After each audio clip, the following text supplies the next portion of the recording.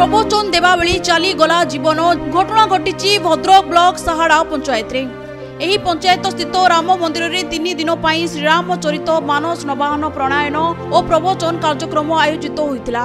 जेउथरे प्रवचक भावरे जोगो देइथिले हनुमान मंदिर पाखरे वासुदेवपुर ब्लॉक आढ़ुआ दातापुर विशिष्ट प्रवचक तथा अध्यापक गोपाल प्रसाद बेज। तेबे गतकाली द्वितीय दिवस संध्यारे प्रवचन देउथिबा बेले से हठात असुस्थ होई पड़िथिले।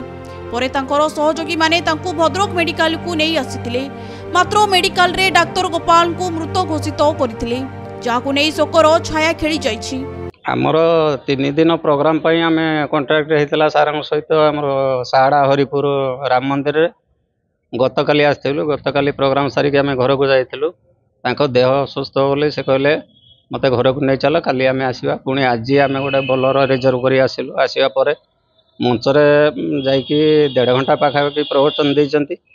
तापर काश टिके हला, आमे कहलु सारे बंद कर दियंतु एबे। कहले हो आ 5 मिनिट पर मैं बंद करछु।